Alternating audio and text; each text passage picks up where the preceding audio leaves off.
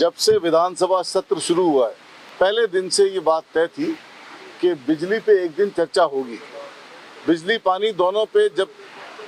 Precedence ये रहा है कि हर बजट सत्र के अंदर बिजली पानी दोनों पे चर्चा होती है, तो पानी तो इस बार डिमांड में आ गया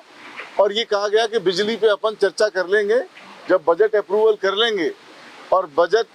पारित होने के बाद में बिल लेके आएंगे, तब एक दिन हम बिजली पे चर्चा कर लेंगे। अब अनफॉर्चुनेटली इन्होंने ये कह दिया कि हमारे तो दूसरे प्रोग्राम हैं और राजस्थान का वो 7 दिन का प्रोग्राम हमने बना लिया है, तो हम बिजली पे चर्चा नहीं कर सकते। और बिजली बहुत महत्वपूर्ण इशू है, बहुत महत्वपूर्ण यहाँ राजस्थान के अंदर अभी आने वाले समय में जिस तरह से हीट वेव का अंदेशा है और अप्रैल मई जून में जिस तरह से गर्मी पड़ने की संभावना है, बिजली का कंजम्पशन बढ़ेगा और पहले ही हम शॉर्टेज में चल रहे हैं। आरोप लगा रहा हूं सरकार के ऊपर, 1.5 लाख करोड़ रुपए का फायदा बिजली खरीद में दिया जा रहा है किसी को। 2031-32 तक सरकार ने ये कह करके परमिशन मांगी है राजस्थान विद्युत विनियम आयोग के पास एक पिटीशन के माध्यम से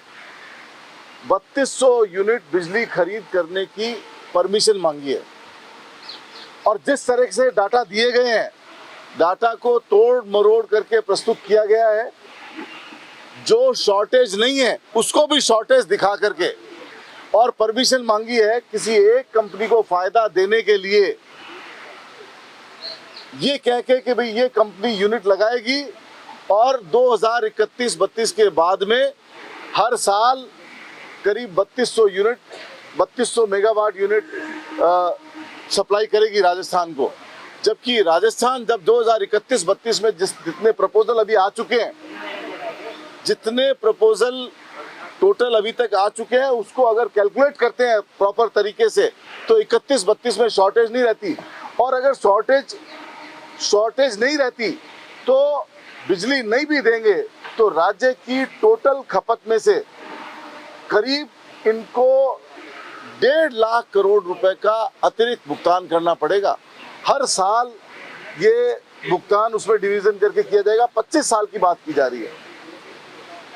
31-32 में 3265 मेगावाट की शॉर्टेज दिखाई जा रही है,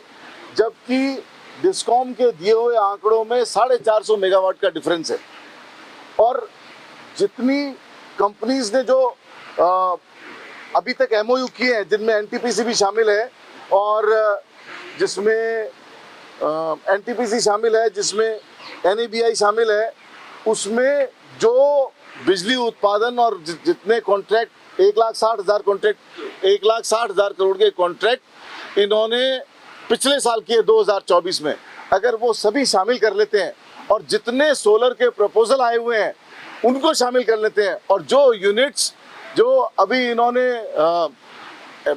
रिसर्जेंट राजस्थान में जो एमओयूज किए, उन सबको अगर इनकॉर्पोरेट करते हैं, जो उन सबको जो धरातल पे फेक है उनकी बात नहीं कर रहा हूं मैं, जो एक्चुअल में धरातल पे आएंगे उन सबको अगर कैलकुलेट करते हैं तो 31-32 में शॉर्टेज नहीं रहती है। लेकिन किसी एक कंपनी को फायदा पहुंचाने के लिए 2031-32 के बाद में करीब 3200 मेगावाट बिजली खरीदने का एक परमिशन मांगी है। अगर वो बिजली खरीदते हैं तो राजस्थान की जनता के ऊपर 1.5 लाख करोड़ रुपए का अतिरिक्त भार पड़ेगा राजस्थान की सरकार के ऊपर। तो मैं ये सवाल पूछना चाहता हूं मीडिया के माध्यम से कि ये किसको फायदा पहुंचाने के लिए ये परमिशन मांगी जा रही है? क्यों नहीं प्रॉपर कैलकुलेशन किया जा रहा और क्यों नहीं इसमें ट्रांसपेरेंसी बरती जा रही? जितने प्रपोजल आज तक हैं उनका प्रॉपर कैलकुलेशन कर करके शॉर्टेज अगर निकालेंगे तो पता लगेगा कि 31-32 के बाद राजस्थान में बिजली पूरी हो जाती है और शॉर्टेज नहीं रहती है। और थर्मल का क्यों प्रोजेक्ट दे रहे हैं? जब हम आज की समय में जब हम बहुत सारे एनर्जी के ऑप्शन हैं और थर्मल के प्रोजेक्ट एनवायरनमेंट के हिसाब से भी ठीक नहीं है, तो किसको फायदा पहुंचाने के लिए ये प्रोजेक्ट की परमिशन दी जा रही है, परमिशन मांगी जा रही है? तो मैं आपके माध्यम से कहना चाहता हूं कि इसमें फिर से विचार करें। कोई भी ऐसा काम नहीं करें जिसमें राजस्थान सरकार के ऊपर, राजस्थान की जनता के ऊपर बेवजह कोई आर्थिक भार पड़े, इस पे संज्ञान लेने की जरूरत है। हमने कहा है कि जब भी, अभी फिर हम स्पीकर से मिले सुबह आज और उनसे बात की कि आप